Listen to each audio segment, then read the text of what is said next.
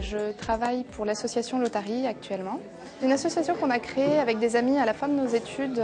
On était en école d'ingénieur et en troisième année on a créé cette association. C'est une association de solidarité internationale qui a pour vocation de créer des projets en général sur la thématique de l'eau et de l'environnement.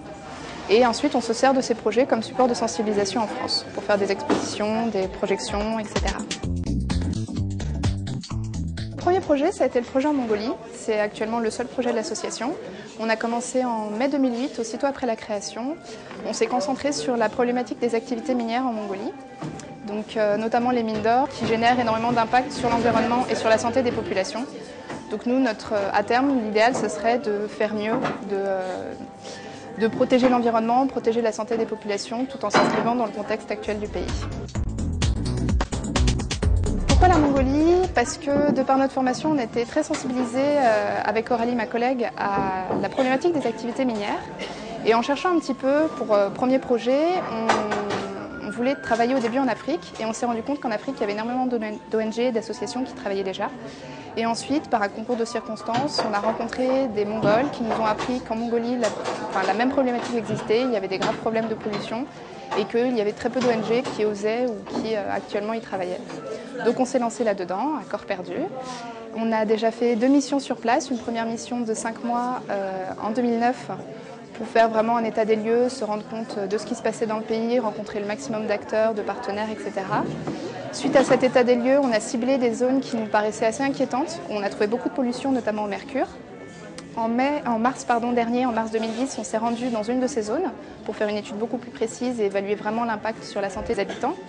Et là, actuellement, on prépare une 3e mission, donc on partirait bientôt, au mois de mars, pour environ 3 mois, pour se rendre dans les 2 autres zones qu'on avait ciblées, où la première fois on avait trouvé de la pollution. Alors on envisage beaucoup de choses, effectivement. Alors déjà, d'abord on fait une sorte d'état des lieux environnemental et sanitaire pour savoir un peu de quoi on parle. Donc c'est ce qu'on fait actuellement. On voudrait aussi, on travaille en partenariat avec une ONG sur place, locale, qui s'appelle le River Movement, qui est assez militante et qui, elle, œuvre plutôt au niveau politique pour faire passer des lois de protection de l'environnement. Donc nous, on leur apporte un peu tout notre bagage scientifique et nos compétences scientifiques pour qu'eux soient totalement complets et sachent ce qu'ils disent et ce qu'ils défendent. Donc notamment, là, lors de la prochaine mission, on va les former sur le côté scientifique et sanitaire, en leur expliquant ce que c'est que la pollution, ce que c'est que le mercure, quels sont les impacts, comment dépolluer un sol, etc. Et à plus long terme, on aimerait ne pas se borner juste à un état des lieux, mais mettre en place des actions, qu'elles soient correctives, traitement des sols, traitement des eaux, etc. Ou bien même préventives, changement des mentalités, changement des procédés d'extraction. On a aussi pour projet, mais à beaucoup plus long terme, de mettre en place un laboratoire d'analyse sur place, parce qu'actuellement il n'en existe pas en Mongolie, de travailler au niveau des lois pour que ces lois soient bel et bien respectées, les lois de protection de l'environnement. On aimerait bien aussi donc élargir notre démarche, puisque la Mongolie est un pays immense, donc travailler dans toutes les zones où il y a vraiment des problématiques. Et je pense que j'ai fait le tour de tout ce qu'on aimerait faire.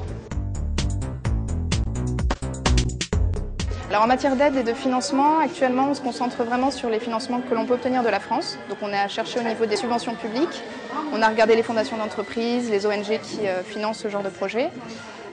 Vu qu'on va passer à 3 ans d'existence de l'association, on va se tourner maintenant vers les financements européens et les plus gros financements internationaux qui nous permettront d'avoir des budgets assez importants et qui nous permettront de continuer notre projet sur du plus long terme.